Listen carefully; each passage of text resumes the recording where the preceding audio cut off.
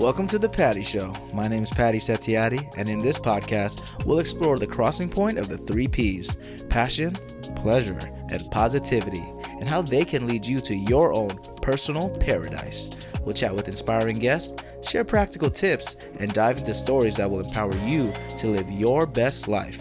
Let's get the Patty Party started. Back to the Patty Show, everybody. Woohoo! Yes! Studio audience! Woohoo! Yeah! Thank you!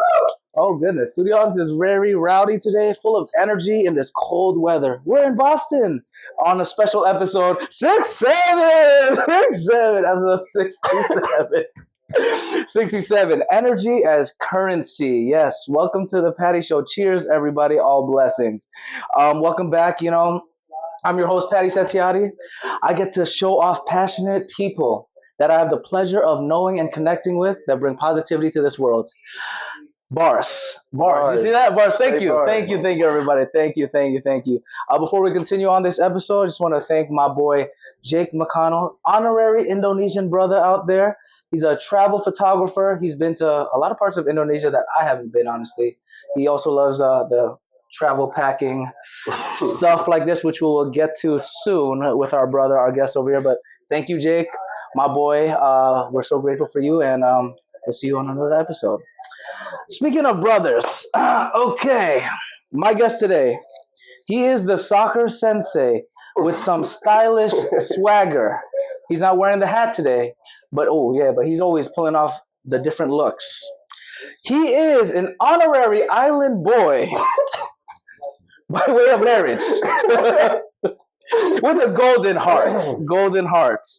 His passion for soccer is not only shown on the field, but also outside of the pitch. Give it up for the entrepreneur. Like I said, soccer sensei, stylish man, Wyatt Marshall. Woo! My brother, everybody. Woo! Yes, thank you. Welcome to the Patty Show, brother. Thank you, long time coming, brother. Episode 67. Yes. If you could give a little self-intro, background, hobbies, passions, all that stuff, the floor is yours, man. Do your thing, bro. Yeah, so thank you for having me. Yes. It's been a long time coming, so I'm happy we made it happen. So my name's Wyatt. Originally from Massachusetts. There we go. But when I graduated high school, after a couple of years, I ended up moving to New York City. Lived in New York for a while. That was a fun time. We had some fun times in New York. Good time in New York together. We had some fun times in New York. And then just recently moved back here to Massachusetts. Living in Boston for the first time. And I work currently at the YMCA. Yes, sir. I run the athletic and sports department. Oh my God, okay. But I originally moved back to Massachusetts to work for the Boys and Girls Club, which I did for a while. And then in addition to that, I run my own nonprofit. Yes, sir. Along with Jan, who you guys have met. Of course. In the first episode, King of Coke. Have him say hi later. So I do that on the side. And what's the name of the organization? It's called 28FC. 28. You can find us on Instagram at 28 Football Club. And then we also have a website, 28fc.org. Yeah, man. Check us out. Yo, this organization is amazing, man. I love how you called it 28FC because it's... So we named it 28FC because we work with mostly Dorchester, Mattapan, Roxbury, and Highway 28 or 28 connects those towns. And for people that don't know those neighborhoods, what's like the vibe, the energy of the kids? Yeah, so they're vibrant neighborhoods. I like the way you put it. That's podcast language right there. He's a pro already. Vibrant. I mean, there's a lot of culture in these neighborhoods. They're known to be lower income neighborhoods, underserved communities. We're residing in one right now in Roxbury. Shout out Roxbury. But there's a lot to offer here, a lot of culture here, a lot of positivity, a lot of great. I love that. Passion, positivity, all that stuff. A lot of passion too. Yeah. Absolutely. How do you connect with those communities, man? Because you're Jewish? I am. You couldn't tell. He looks like he's an island boy. Island boy. I mean, with the hair and then the tan. No tan, but let's adjust the lighting. We'll get the producer. Producers, we're the producer. But look, you connecting with those different groups, man. When did that happen? Like, what were you growing up in those neighborhoods or somewhat? I mean, not so. I was kind of raised on a farm, so pretty far out there in the wilderness with animals and that. But I ended up going to a school that was in Holyoke, Mass, which is also more central Massachusetts, or it's more south, I guess. Like Springfield. Oh yeah. It's next to Springfield. Okay. So that's definitely kind of like a mixed neighborhood, lots of different cultures, a lot of different backgrounds, a lot of different people. So that's where I went to high school. So was kind of raised within that. And then just growing up in like the soccer world, soccer. Yeah, dude, yeah. The world sport. You get, mixed with a lot of types of people. I mean, that's a beautiful thing on soccer, man. You could like not speak the same language, but you speak the same language, 100%. The team I coached in New York, I think we narrowed down. We had like 26 different languages spoken within the team. 26. Yeah. How many players? Like less than 100 or something? No. I mean, like on my squad, like on my squad. Yeah, like kids speaking multiple languages. Oh yeah. But like there's 26 different languages being spoken. Damn, man. When did you fall in love with soccer though, man? Like, is it like? So it's interesting because I come from a hockey family. So my father played hockey, my grandfather played hockey, my great grandfather played hockey. Because I live so far away from like civilization, my parents didn't put me in hockey because practices were early morning, so it wasn't like a thing. So my dad put me into soccer. My brother played soccer. So honestly, like it's really the only sport I like played competitively, and like I did other things like rock climbing and like dog sledding and like dog sledding, bro. What is that? What is it? You ever see like Balto, the movie? No. No. Like it's like you're on a sled and you have like dogs pulling you. Oh, like what's that movie with 8 Below? No. What's the one with Cuba Gooding? Oh yeah, that's what's that called? Snow Dogs. No dogs. That, yeah. Okay. But soccer was really like my thing. Like that was, I think naturally, like I was really good at it from a young age. So I just stuck with it, and it took up so much of my time because I play at such a high level that like there was no time for other sports. So, there's no way. Yeah. Soccer was like was my thing. But I did rock climbing too. I was pretty big in my life too. Rock climbing is fun, bro. I'm not gonna. It's a good, and it's a different type of muscles, obviously. No, 100%. It's different. You still use the feet and everything, but it's like the strain, especially on the lats, bro, and the grip and everything. It's insane. No, I've been getting back in soccer now. Yeah. So I'm telling them, bro, it's addicting. I see why you guys like it. It's the best. But it's interesting because you could ask Jan, like I haven't played like myself in, I don't want to say years, but low key it might be years. Why is that? Just I don't got the time. I mean, I don't have the time, but also like soccer is not accessible as it was in New York. Where I lived, like there was pitches you could play anywhere. Yeah. You know what I mean? At any time, any day, you could find a game. Here, it's a lot harder to find. So not playing as much. No. We were trying to play like tomorrow morning, and he was telling me like how we might play, we might not play. It's just and it's also cold up in here, y'all. I don't know. Yeah. Also, traveling within Boston is like not the best. So like, Jan's always playing in Cambridge, and Cambridge is like, if you're like a New Yorker, right? Like Cambridge is Bronx is Brooklyn. So it's like, I'm like going all the way, you know what I mean? I mean, bro, it's like in LA, but they're like, you're in LA County, but you could be, if you're in Koreatown and you're on the west side, bro, it's like an hour or something because of traffic. Yeah. So it's like, it's not an easy, which I wish it was easy. You could teleport and just like play soccer or whatever. But now people ask me all the time, like, oh, like, do you play? And I'm like, I play every day. Like with 6-year-olds. like, not like I'm not playing soccer. Like, would you ever do like a rec league thing or something like that to get back? Me playing? Yeah. I'm not playing no rec. Come on. No, if I start playing, I'm getting right back into it. But like, I'll do pickup. Like that's what I want. I need to get back into pickup. I gotta find the time to do it. What's your go-to position then? If it's like a proper like 11v11, I'll play left back. Oh, we need him to play, bro. We need him to play. I love it. That underrated position. Not nowadays. Nowadays, I feel like it's got a lot bigger. It's getting properly rated now. Yeah, a lot of people. Yeah, the fullback, wingback. That position is once the whole wingback thing became a thing, then the position got a lot more popular. Yeah, so that's why I like it because I want to attack, I want to defend. Bro, but you guys got long short. I can't do that, bro. I just like playing the 9. I probably couldn't do it right now either. Like it's hard, bro. Yeah, it's hard, especially 11s. I don't think I've ever played a proper 11s. The most I played is 8s. Mm-hmm. Yeah, and like the pitch that I played, it's like 70% of it, so it's pretty big, but like it's not as crazy as the whole. No, it's a lot. But also it depends. Like what I'm playing, like if who I'm playing with. If I'm playing with lower level players, like put me at center mid, like I want to show out. Yeah. But if I'm playing with like really good players, like I'm best left or right back. No, oh, that's cool, man. I always thought you were just playing up top because his goals, man. You got the foot. Yeah, honestly, I never really like, even when I played younger, like when I played club when I was younger, like back then it was like 4-4-2. That was the only like that's that anybody ever played, and I was a winger, like a right winger. Like that's not even a position anymore. So I never played striker, and honestly, like it took me a long time to find my like position as a left back. By the time I found it, I was pretty much done with club soccer, so it was kind of a waste. Yeah, that was my position, but I struggled with height. I was small, so you know at that position wasn't, you know, I was getting bodied a lot. So you bulked up though, big man. I did, man. The medicine, bro. He's gonna be happy or not? Nah, I'm not like I had like a growth hormone deficiency, so I got like medication for it, and it worked, to say the least. Walk me through that whole phase. How? Because I know we talked about it before, but I haven't seen you in ages. I haven't seen this homie forever. Yeah, so when you did the dosages, was it like every week? Every day. Every day? Every single night, I was injecting myself. That's a clip in itself. That's a clip in itself. Yeah. Is there a specific area? So if I'm doing it myself, I was doing it in my stomach. Are you supposed to do it in the stomach? Yeah, I wasn't. It's not meant to by the way. It wasn't going in the vein. Like it wasn't like blood work. Like, but you don't do it on like the booty cheek, or so yeah. If I do it on the stomach too much, it would hurt. I would have my brother do it on my butt.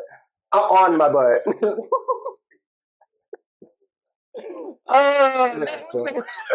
Brotherly love. We can cut that out, though, right? We'll figure it out. So it was and then when did you stop? After did you have? It was interesting because like reduce the dosage. I'm guessing, right?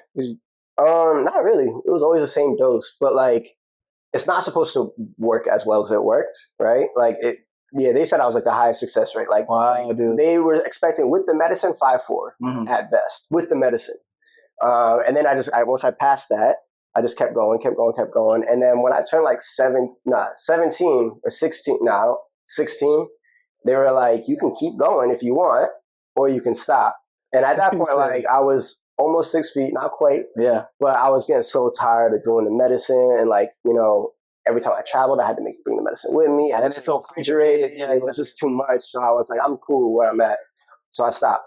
Yeah. But that's crazy because you actually like kept the mass too, bro. That's the thing. Because usually if you stop doing it, don't you get like significantly smaller? I mean, growth hormones and like the other and like steroids. Yeah. And, like it is a steroid in a sense, but like it's different. It's not like performance enhancing. It's a little bit different. I mean, I was just curious about it because I was like, this guy, you even bigger. It didn't really. Are you still injecting?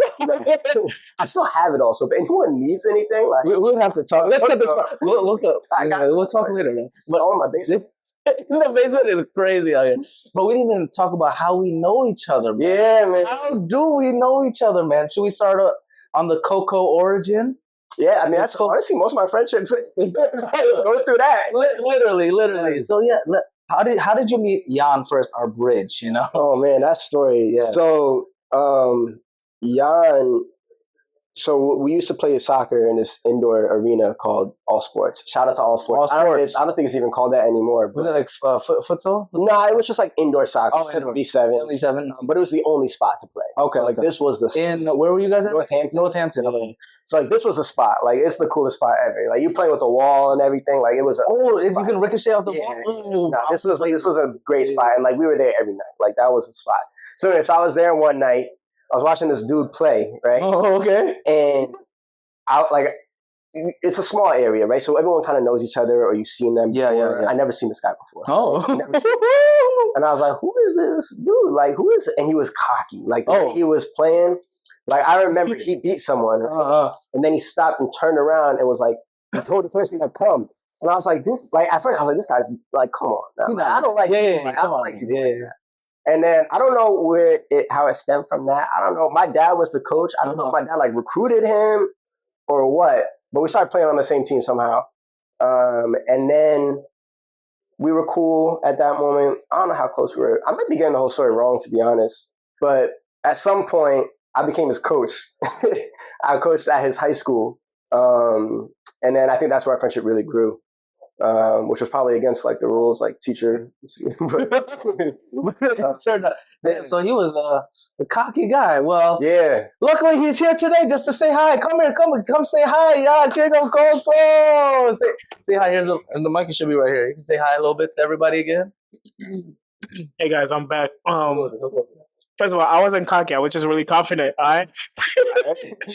But shout out to Wyatt right here. This is my boy. Right. Yeah. He's got a lot of great insights to tell you about anything you need to know. He loves soccer. He loves cats. He loves Ash. I'm a dog person actually, but I do love my cats. Okay. Well, I'll let you guys get back to it. I don't want to take too much of it. Appreciate you, brother. Thank you, Arigato, all that stuff. I'm glad you had to clarify for the story. That's right. That's the King of Coco, everybody. Our humble king, our humble king. But yeah, bro. So our origin story, though, because of the King of Coco, we met. So I think it must have been. I don't know. Was it at that party? It definitely was. I don't think we knew each other before that. The thing is, that's why I love Jan. That's the boy right there. He always hypes up everyone in the best way possible. He would say the most amazing. This like this guy, he'll die for you. I was like, damn, he'll die for you. He'll give me steroids too. Got it all. He was just like hyping you up with everything. So I was like, oh, this guy's a good vibe, man. And then we do meet at that like party. And what did you guys call that? I forgot the name of it now. There's some culture like. One of the showcase. The showcases. One of the showcases, and it's like super multicultural. Like yeah. So I was in New York at the time. Mm-hmm. Jan invited me. Took the train to Fairfield, and yeah, I guess we met at that. We had a fun time at the party. Met a lot of people. Multicultural out here. Yeah. Like I told y'all. We used to walk around again. We used to say people hated us. Like we were against what everyone liked and everyone wanted. Just a big mix of people. Yeah, it was a super diverse group. That's why I loved it. Everybody, it was just like it was. And it goes back to like your pillars, man. That's how you can like camouflage anywhere, man. Mm-hmm. Look at that. That's why he's an honorary island boy.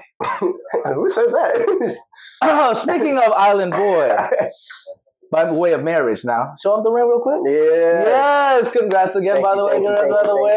We do have the lovely wife over here. If she wants to come say hi, come here.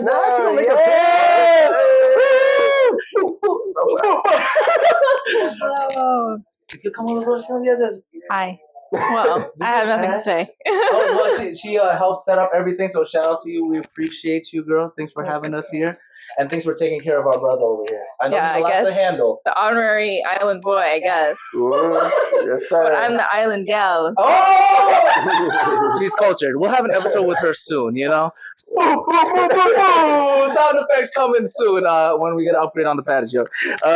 So, bro, you went to Jamaica, right? Yeah. Yeah. Tell me about that experience as a Jewish man. Are there a lot of Jewish people in Jamaica? No. Okay. She said no. How was that experience? It was good, man. I always dreamed of going. It was very exciting. I think we just went to go. I don't think there was like any certain reason, but we went to see some family and whatnot, and it was a dope experience. Oh man, how did you handle that pressure though, man? I didn't feel no pressure. Wow. Oh, he's so good. Pressure. Is that true, Ash? Did he feel the pressure? I knew the family before. Oh, yeah. It wasn't like my first time meeting them. It wasn't my first time. Yeah, I knew the family before. But I've been around. I've traveled. Like, okay. Yeah, you've been around. Oh, you've been around. He's cultured. It wasn't. There was no pressure. It was good. It was a good time. Yeah, we've been back a couple times since. Oh, nice, isn't it? Yeah. When was the first time you met the family then? First time I met the I didn't know the story, yeah. So I met her aunt. No, her uncle first. I met her uncle first. It was smooth, It was smooth. Met the aunt, smooth. Mm-hmm. But when I met the parents and the sister, I was scared. There was pressure. Yeah. It was for her graduation. That's even more pressure. Yeah, so like it was a big event. Yeah. Actually, no, the first time I met her mom was for like a funeral. So that was like odd timing. But it was cool. Mm-hmm.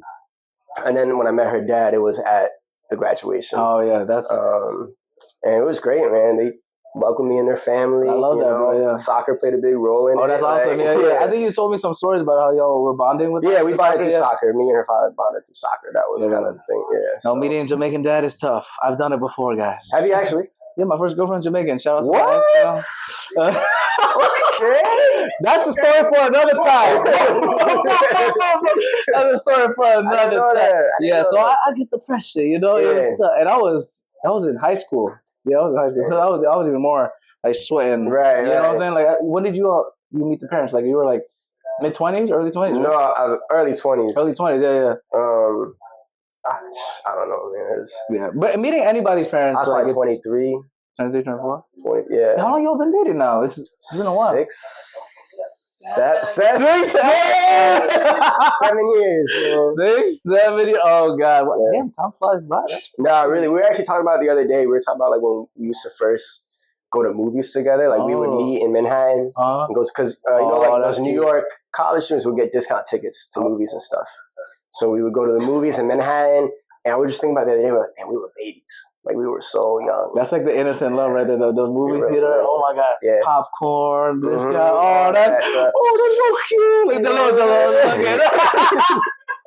little. I'm guessing it worked. As you can tell, it worked we out. have the beautiful crib. This amazing. What is this, by the way, man? It's a lion. It's a lion thing from Zion. Pops. Yeah. Yeah. Oh my God. That's. Oh wow. This is like from the wall. Like. Yeah, this is old. I don't know how old. My dad's an antique dealer, so he deals with like old. Oh wow, I didn't even know that. Yeah. That's awesome. So this is probably from some old building. You can see like the rebar. You see? Yeah, no, that's why I was like, this is like not.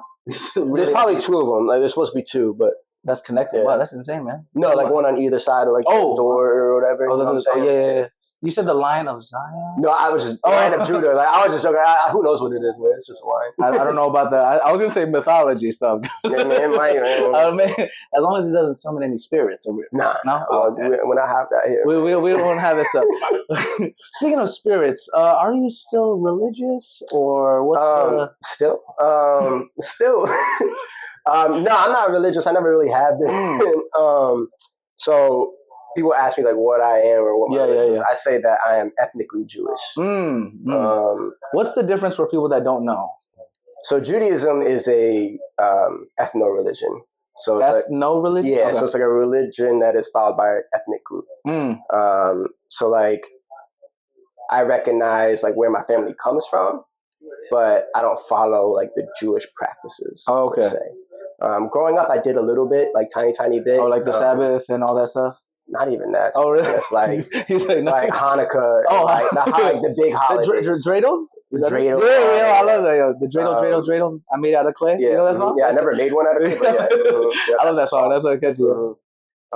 So yeah, like a little bit of holiday and stuff with my grandparents and whatnot. But I'm also half Jewish. My dad's not Jewish. Oh, okay. He's just Massachusetts. He's from Massachusetts.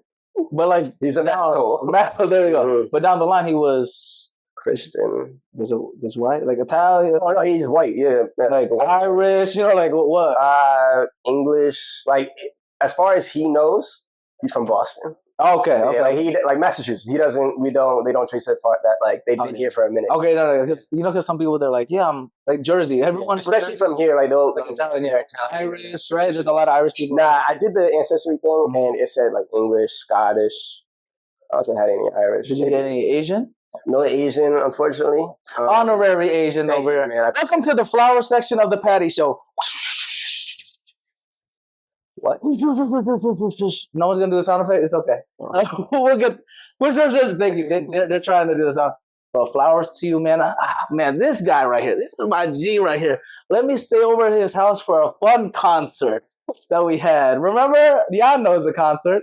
Shout out to Daju. What a concert. Great blessed time. But this guy always brought the energy wherever we went. And man, I'm grateful that we're here. Thanks for hosting us in this wonderful place.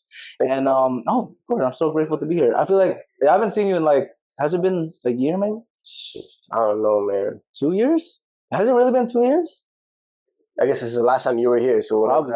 I mean, I was here last year, but I don't think. Oh, I saw you last year. Remember when it was freezing cold? You guys remember? Yeah, right? Yeah. We went to the... No, he wasn't there for that. No, he was. The Haitian club? No. That was a couple of weeks ago. Wait. Oh, I was there in June, I think. You were there? Yeah, bro. Oh. Everything's a blur. Everything's a blur. My bad. But it feels like we saw each other yesterday. That's what we do. And we're learning more and more things about you, like your addiction with travel bags. Guys, I didn't. So let's talk about the different stuff that we have, okay? Welcome to the travel bag section of the Patty Show, new segments. So today we got... No, not yet, but they better. Okay. We won't say the brand just so they'll probably figure out from the specs. So this bag right here is Wyatt's travel bag, right? Yeah, my 45 liter. I think so. Yeah. This has extra straps, adjustable right here. You can tighten it up. Put stuff like an umbrella on the side, all that good stuff. But the best thing is they have the clamshell opening. So yeah. Look at that. You see, you can just pop it open. Look at that. Boom. Right there. It's empty right now, but usually YTK zip. Yeah, Y something zip. And then you can put stuff like pouches in here. Look at that. Organizing. Yeah. 45 liters. That's amazing, dude. I love it. Oh, and it's expandable too. Expandable? Yeah. So it can go to what, like 50 liters? Yeah, something like that. Yeah. Look at that. We're doing like a whole promo video. Yeah, it's amazing. When did you get addicted to bags, bro? Because I got addicted too. Real quick. Honestly, it was because of Ash. I was traveling more. Okay. See her family, wherever we were going. Yeah. So I was like, I need to have a better way of traveling because my hiking backpack is not doing it. So that's when I got into it. You had like a big one. I was using a big, one of those big hiking bags. It was a camera bag, but it's like a hiking camera bag. Oh yeah, but those are so big, bro, and all the different bells and whistles, and it's not compliant to a lot of the airlines, Yeah, and it wasn't a clamshell; it was like a. Oh yeah. I don't know what you call it. I don't. We don't know that part because we don't use that anymore. It's harder to organize though with that stuff. Yeah, because you have to reach down to get everything. Exactly. This one's super easy access. No, I love it. It's super convenient, bro. You got to get the one that I have, which is, I don't know if you can pass me. It's kind of heavy because it's all my stuff is there, but it's like heavy. Yeah, yes, the legendary travel bag, 30 liters. It's been to Southeast Asia. I'm talking Thailand, Bali, Malaysia, Singapore. You know who you are. Sweden, of course. Estonia, Lithuania, Latvia, Poland, Germany, Denmark. Yeah, so I survived a month in Northern Europe with this one. This is a lot, bro. Yeah. And then it's also clamshell, but uses a lot of little pouches, and then has the laptop organizer. So I got my one work laptop and personal traveling here. But it's super convenient, and I think I told you this off camera, but I like how compact it is because it's only 30 liters actually. It makes me really think about what I actually need instead of just packing extra fabric for no reason. And I just borrow everyone's clothes. So I love you guys. I'm my homies. Speaking of borrowing my clothes, my guest that's also in the couch, I haven't summoned him yet. Come hither, our other brother. Everybody knows him, the occupational therapist. He's with a new haircut instructor. This episode will come out when a big reveal happens, but I will not say it, and he will not say it either because I don't know exactly. We can't spoil it. But can't spoil it. What a lovely introduction. Yeah, I'm just coming off of work. That's dedication. Dedication right there. Got to spend time with my the homies. Travel buddy right here. He hooks me up with all his clothes. Yes. All the time. Yes, I do. Yes. You want to say something to the audience? Yeah. Much love to everyone.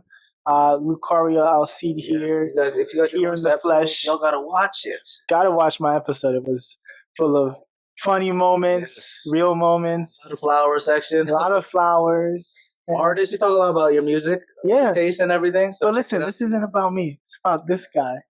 An excellent guy. This is all brotherhood. I love it. Give it back. Well, thank you again. Thank you, studio audience.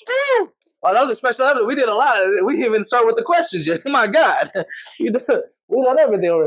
Man, this is. I love the Patty Show. This is what it's all about. Before we get to the questions, I do need to backtrack it. Yeah, let's backtrack your life. Your firefighter career. Oh, bro, what, dude? This ain't much of a career, but so when I graduated high school, I decided to go to fire academy because college was not in the books. So I went to fire academy, Springfield Fire Academy. Shout out to them. The best, worst time of my life. I think that's the only way to describe it. It was incredibly difficult, incredibly fun, rewarding. Probably one of my biggest accomplishments. And it was dope. And then I worked as a volunteer firefighter for a while. And then I didn't want my like New York dreams or whatever to end. So like the timeline was a little bit weird. So when I graduated Fire Academy, it wasn't too long after that until I moved to New York. So wow, yeah. man. So it was a short career, but it was volunteer. So whenever I go back to my home, I can work, you know, as that's a firefighter. awesome. Yeah, so how does the whole program work? What's the certifications and like? Yeah, so you have to get trained. You can't just be be a well, firefighter now. Like, low key, like the way the world works here, like they're so desperate for firefighters. Oh, so like you could be a volunteer firefighter, really doing the job like any other firefighter. Well, what's like the responsibility? What are like the main? It's like why? Yeah. What's the like the main responsibilities of like a firefighter then? Besides like taking out fire. Honestly, fire is like the least of it. Really? Okay. Yeah, which is interesting. Like, I mean, when in doubt, like if you're not getting like robbed or shot at, like you're calling the fire department. Like you know what I mean? Like call 911, guys. Yeah, like you're calling the fire department. Yeah. Like, I mean, we've done all types of calls, like from like someone basement flooding to like someone stuck in a tree to someone stuck in some type of machine. What? Like lots of like weird rescues, motor vehicle accidents. Forest fires, like where I'm from, that was pretty big. Forest fires. In Cali, it was crazy. I say it's big. It's not as big as it is over there. Wait, even with flooding, so what do you guys do? Like absorb the water? College educated. Yeah. Damn, so then you use that water to fight fires. Yeah. Or maybe so where I'm from, we actually don't even have any hydrants. So the way we have one hydrant. So we get our water from natural water sources or other trucks. So like, oh wow, that's insane. So it connects. Wow. So it's like we do like they call it a water shuttle. So we'll get water from another town. They'll bring a truck. They'll empty their truck into a pool practically, and then we'll take the water from that pool. And while we're doing that, they'll go get more water. Wow, bring it back to the pool. It's a big process just because we don't have hydrants. Yeah, bro, I'm telling you, I got so much admiration for like the firefighters. All y'all doing amazing work, especially like in Cali, bro. It was crazy, like half a year ago, or like almost over a year ago to those fires, bro. Yeah, my cousin was out there working then. Yeah, bro. Shout out to him and everybody. Y'all were working overtime and a half. Like it was insane, bro. And they had to use like planes too and everything. It's just fascinating, the whole thing. Yeah. Did you ever have to deal with like a big fire when you were working? Yeah. Yeah? Yeah. I mean, as far as fire is concerned, I would say I had 2 really big like house fires under my belt that, were memorable. You know what I mean? Lots of little things, you know, but two major house fires. One of which was in the town that I worked for, and the other one was in another town. But because the towns are so small, it was automatic mutual aid is what they call it. So like if there's a fire in another town, like they call that town and us like right away. So we're both going like immediately. So so between like the 4 towns, there's a amount of fires, that we get. And then once I moved to Boston, I was missing it so much. So I did some research and whatnot, and I found a rehab unit that I now work for or volunteer for. What's a rehab unit? That's So there's different levels to it. There's obviously like rehab, as in like you're the firefighter, you're taking the firefighter's vitals, you're making sure they're good to go back to work or not or whatnot. Okay. And then there's like the lower end, which is what we're doing, which is like pretty much like making sure that they are hydrated, they got water, they got Gatorade, they got food, they got we have misting fans, we have heating we have heating things, we got like if the hoses or the hydrants are frozen, like we help them with that. Just like the little stuff that they don't got time to be worried about. Every second matters. Exactly. So we kind of jump in for that kind of stuff. So it's a volunteer service. We work out of a firehouse in South Boston. And it's like on call. So like I have a radio whenever it goes off. Getting support. Bro, that's awesome. I'm glad that you're doing that, man. Yeah, it's dope. It's cool. We got a fire station, fire trucks, which it doesn't have like water, but it's got a lot of but yeah, it's dope. So it's a cool way to like stay involved. But it's tough to like get to a fire and see a bunch of guys go in, and I'm just like not going in with them. Yeah, because you want to get into the I want to go in, man. I want to help. Yeah, it's a good way to stay involved. But how do you stay composed though, bro? Like in an actual fire, because I've never been in a scenario. Thank God, hopefully never. where I'm like in a place where it's like smoke and fire, and like you have to make the right decision every single time because every little thing will impact the people around you and of course yourself. Yeah, I mean it's a lot of practice. Like when you're in academy, they put you through every scenario they can, and you do it multiple times over and over and over and over. That's the bad part you were talking about. Like it's they just drill it. Yeah, they just drill it into you to the point where it's just like nature to just like do it. And then also like at a real fire, obviously academy fire and a real fire are two different things. Like no matter what, you can't make it a real scenario when there's like lives at hand. Things like that. Like it's completely different. But the adrenaline and like the rush of it all, like there's no time to worry. You know what I mean? It's just like just happen. Like I can't even explain it. It just happens. You know, it's also like with soccer too. In the heat of the moment, you can all you want and practice all you want, but in that pitch, those 90 minutes, you mess up. You do good. You do good. Yeah, that's great. The overlap is great. The soccer and fire. That's why I never realized the overlap. Honestly, the soccer is what kept me going in academy because when you're in academy, like as a firefighter, like your tank, right? Your tank that you got, like that's everything. That's your lifeline, right? You run out of air, that's it. You're done. You know what I mean? So the heavier you breathe, the more air you go through, right? So being fit played a huge role.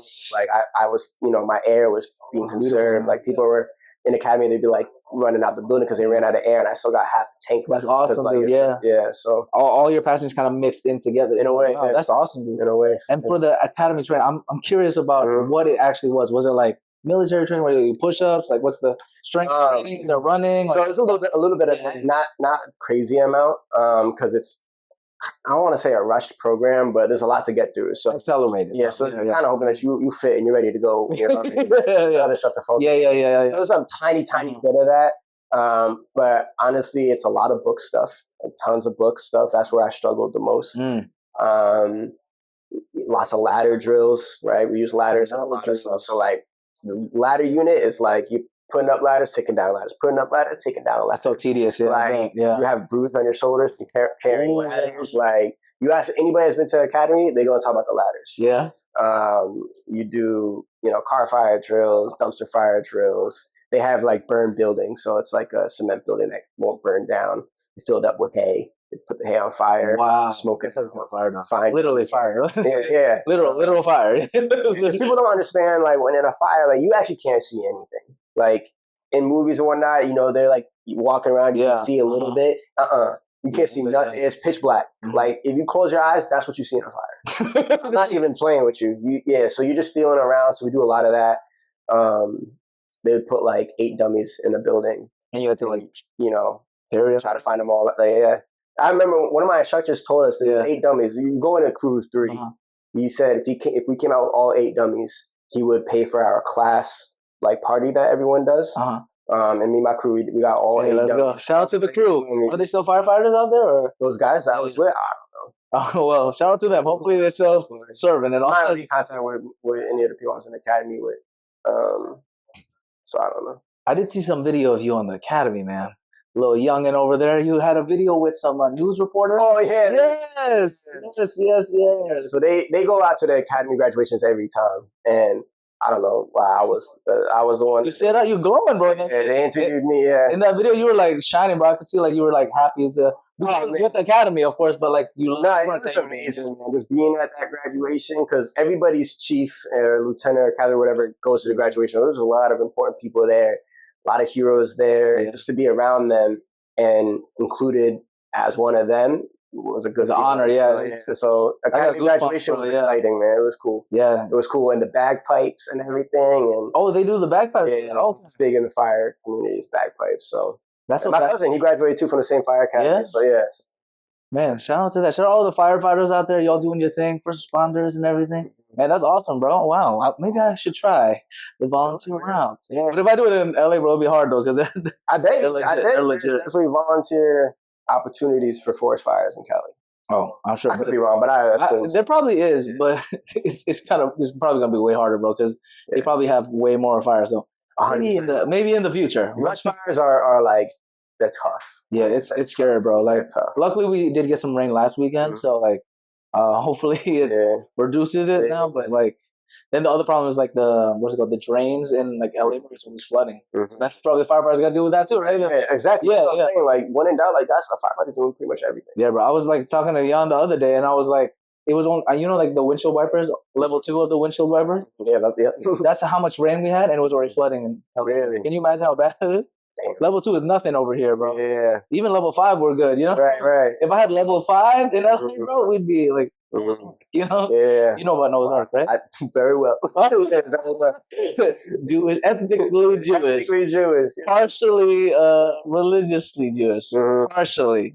I do want to get a little bit more back into it. Okay, that's The cool. language and all that. For when I have children, Yeah. I want them to be somewhat familiar. Children. When? Wait. When? Oh, I thought he was gonna reveal When? something big on the Not yet. Daddy Show. I was like, Yeah. not yet.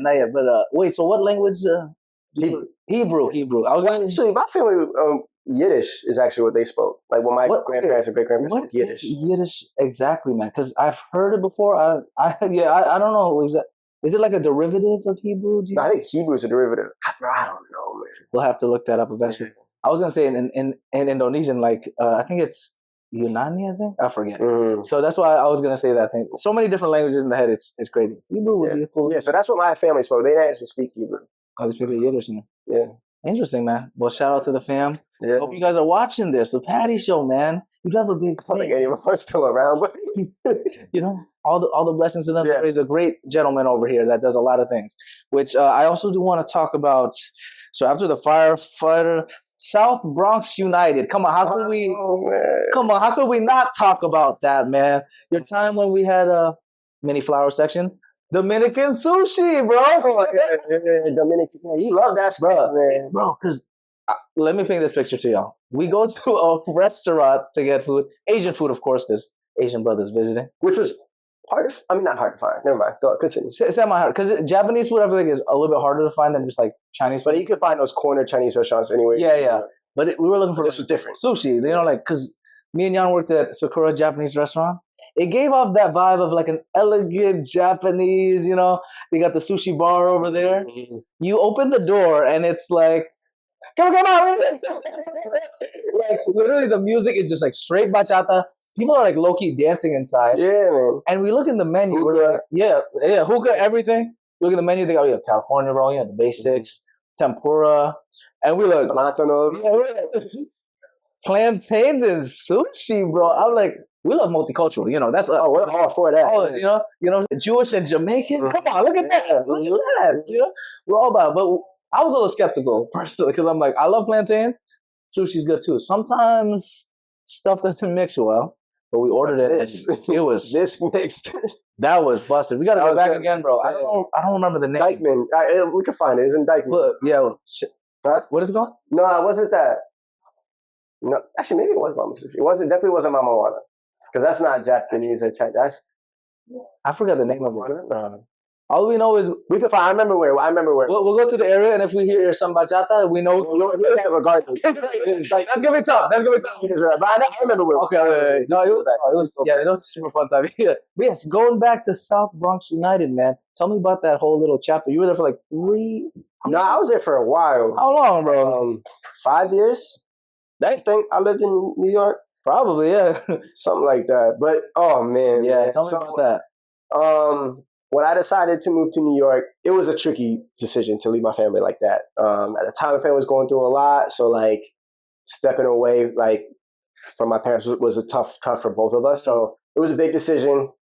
Moved all the way to New York as a Vista volunteer, I think they called it, AmeriCorps volunteer. Oh yeah, AmeriCorps for this organization called South Bronx United, which is a nonprofit soccer organization that uses soccer as a tool to,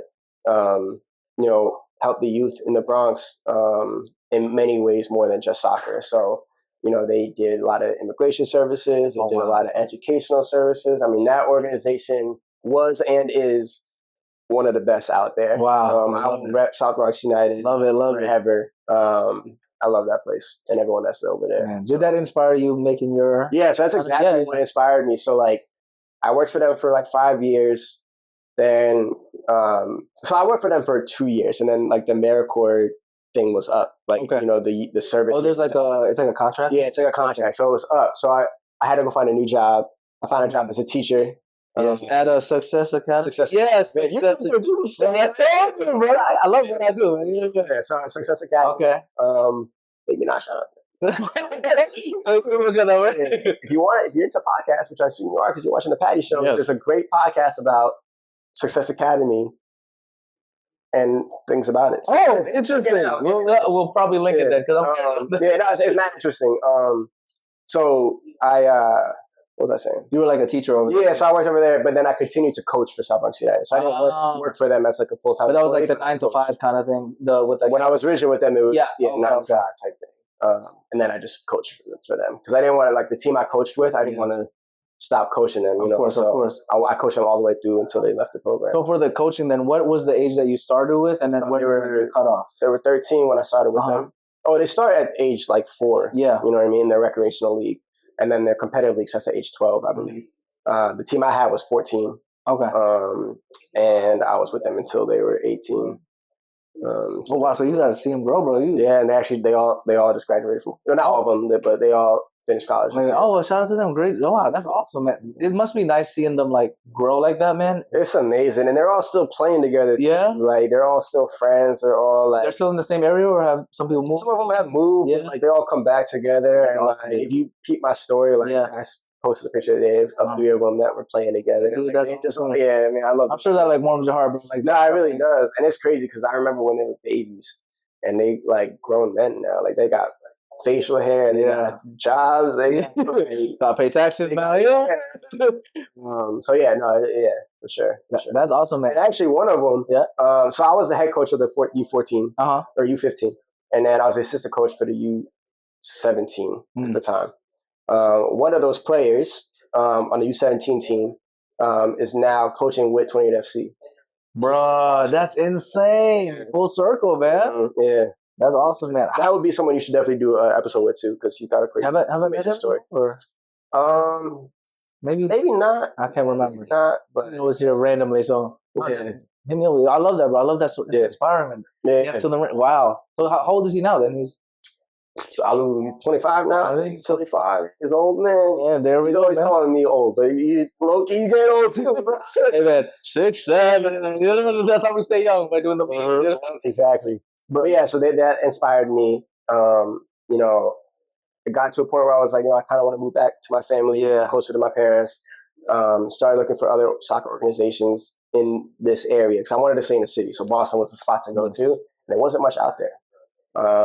Soccer is not an accessible sport, unfortunately. To play at a high level, you're paying $2,000, $3,000, $5,000. Annoying, bro. Yeah, it's insane. So, and it's unfortunate because a lot of the talent, lies in places like Mattapan, Dorchester, Roxbury, in underserved communities, and like that's wasted talent. And we will never be at a European soccer level until soccer's free. So that being said, I was like, all right, let me start my own. So the idea was to bring South Bronx United here, but in all respect to them, like they want to focus on the Bronx. Which is fair because it's just 100%. Yeah. Like, it's hard, bro. You can't do it everything. A lot of organizations are so quick to like expand. And I respected, the CEO at South Bronx United. He's like, no, I want to do everything I can, put all my energy into the Bronx. That's fair. And I was like, that's amazing. So, but he was like, take the idea, take all my stuff, and do what you want with it. Yeah. So that's what I'm doing.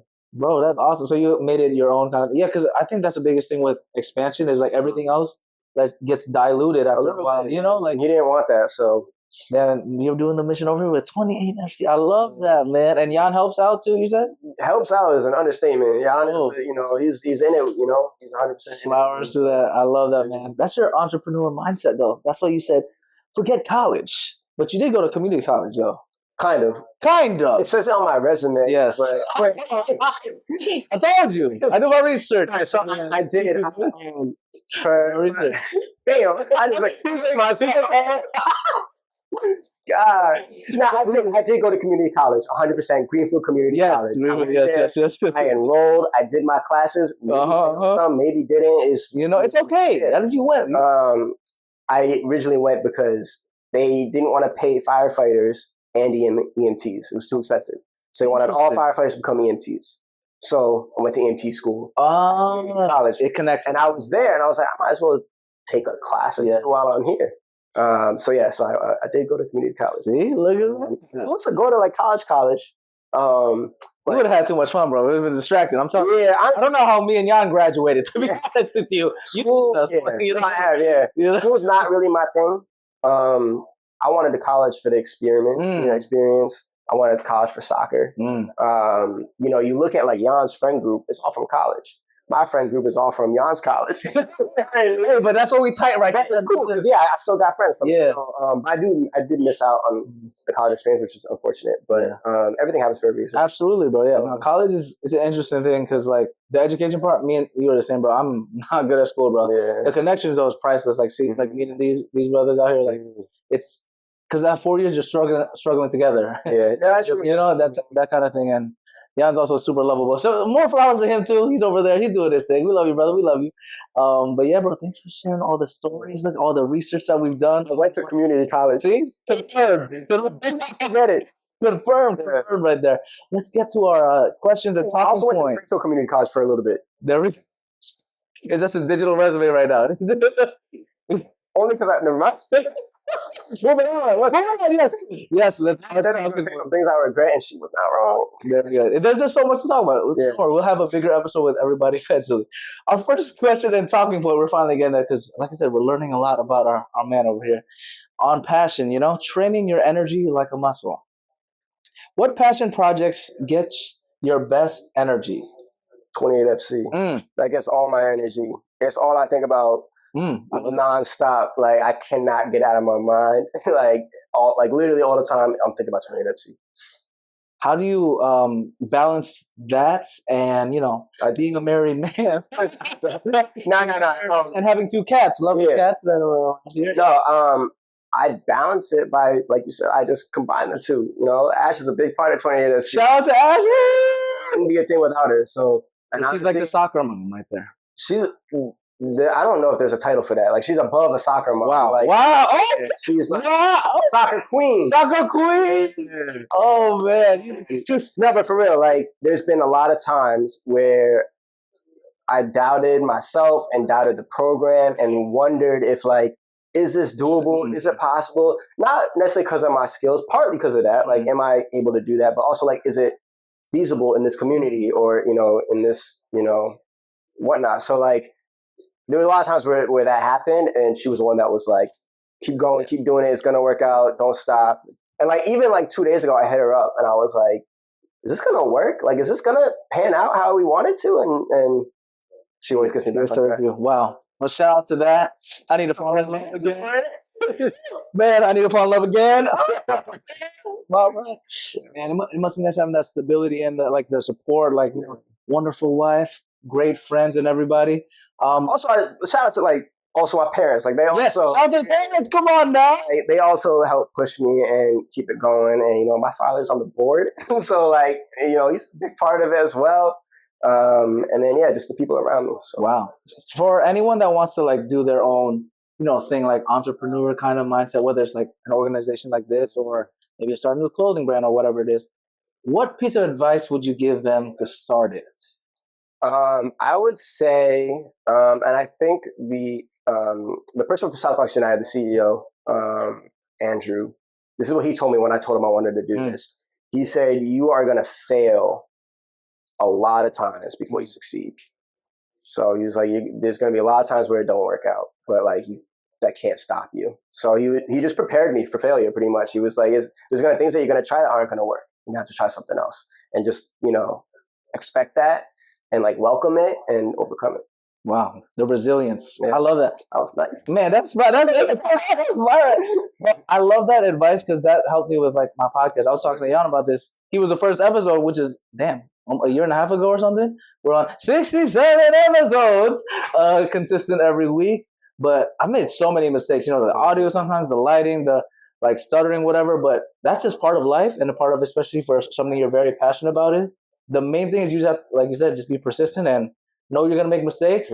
It's what you do with the mistakes after is become part of the next level. Yeah. The next level. That's what we do, right? The next level on the Patty Show, man. Come on now. Next level, next question. On second talking point. Yeah, thank you, bro. Thank you. Focus on pleasure, rest, and recovery. Okay. How do you know when to push and when to pause? That's something that I actually struggle with probably. I have a hard time not pushing. Like I said, like it's always on my mind. Like Yeah, you did mention that. Yeah. Thinking about it. So it's tricky to be honest to find that. I think finding the time in the day where you do distract yourself in some way. So like for me, like I love TV. Like it's a weird thing to say. I never thought of someone like that is like that, but I do. I love movies. I love TV shows. It's kind of like our thing. Like, Yeah. So like coming home, turning it all off and turning the TV on. Like I like that. And just trying to escape a little bit from what's going on. What's your go-to show right now? Pause. Oh, you don't press pause. Play. You press play. That's a good way. What's your go-to show right now that you guys watch? You guys mentioned. So, what's those shows you guys were talking about earlier before the podcast? Oh no, I wouldn't say it's one of my go-to. It's cool. Don't get me wrong, but we just started. I wouldn't call it our go-to show. So right now we're watching Godfather of Harlem. Oh, that's so far so good. It's got Forrest Whitaker in it, who I love. Okay. Yeah. But like, yeah, if you need a show suggestion, you come to me. So what about what do you think about? You watch Power? Yeah. Oh, so okay. Yeah, I watched Power. Okay. Started off really good. A lot of these shows, like the drama, is just like it's a little too much. Yeah, it's like come on now, like nobody's life is like that. Like come on, like I'm watching just because it's like firefighting, I'm into it. I'm watching shoot. Give me a second. No worry. What is it? You said what is it based on? It's Firefighters in Cali. Oh, Fire Country. Fire Country. Yeah. Okay. And it's cool, but it's like no helicopters falling out the sky into the restaurant that all the firefighters eat at. Like, come on, like.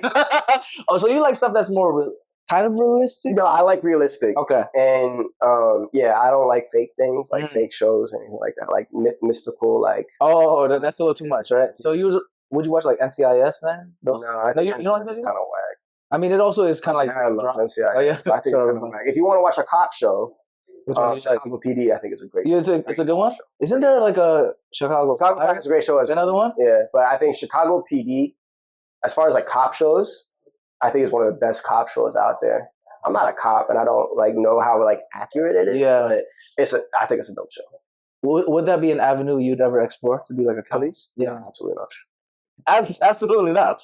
I don't know why I said it like so certain like that, but like if I'm going back into like the service, it's firefighting. Interesting. Yeah. Would you ever like when you hit the 60 retirement age? Would you do like the firefighting like full time coaching still? What's that look like in like 40 years time? 30 years? So it all depends where I'm living at. You know, I would never go firefighting full time.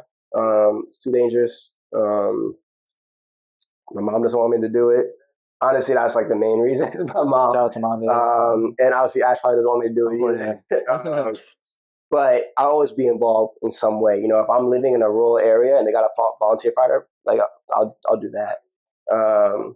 But yeah, 28 FC is hopefully my life. Yes, sir, man. Here on out. I love how you're finding that balance, and you've been grinding, but this guy's been putting all the effort out there. I'm trying to, man. We're coming out there. Our final question, final talking point on positivity, you know, protecting your vibe, your energy. How do you keep positivity when people or places bring you down? Especially as like someone that's like, you know, doing your own thing, your own business, your own path. Like this is a unique path, bro. People usually go high school, college, like, you know, all over the place. Corporate job, whatever, and then family, blah, blah, blah, all this stuff. You went kind of all over in the best way possible. You know, you made a lot of great connections, doing a lot of things. But how do you stay positive when everyone and other circumstances are like kind of bringing you down? What's your rock? What do you think about? What's like in your mind? Besides, of course, you talk about I say my rock is my wife. Yeah. When it comes to like 28 FC, I would say the kids.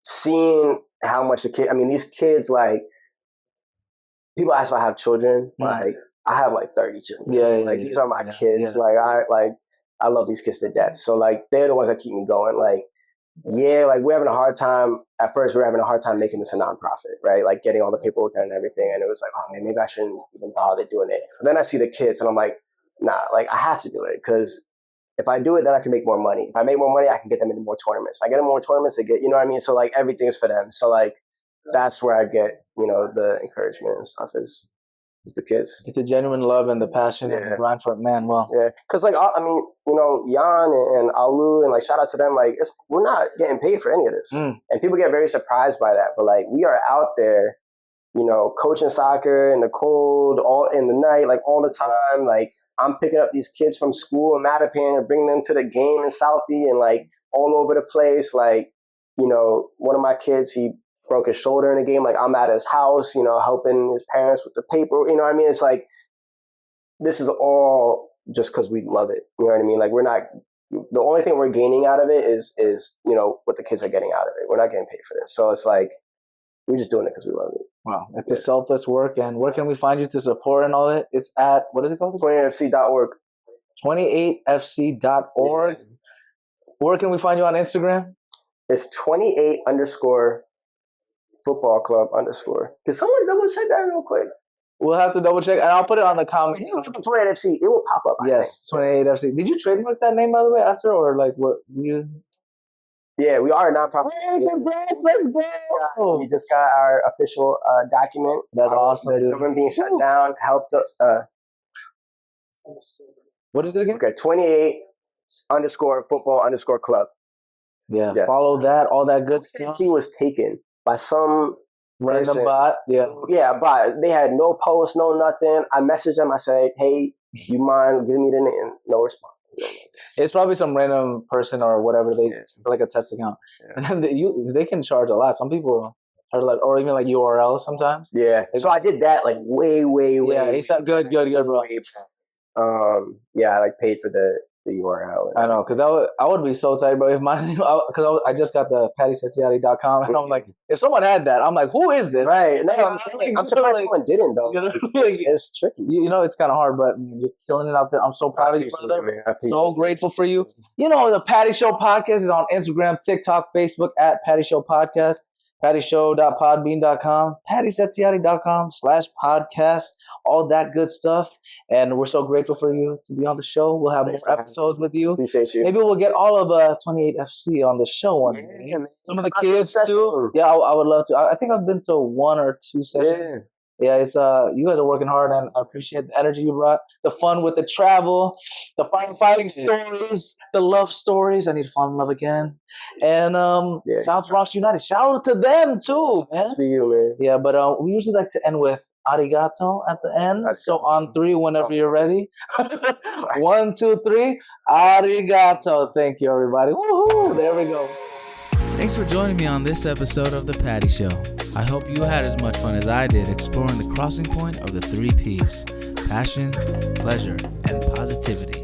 If you want to keep the Patty Party going, follow us on Instagram, TikTok, YouTube, and all social platforms at Patty Show Podcast. Share this episode and leave a positive review. PattySetiati.com/podcast as well as PattyShow.podbean.com have got more of your Patty Show needs.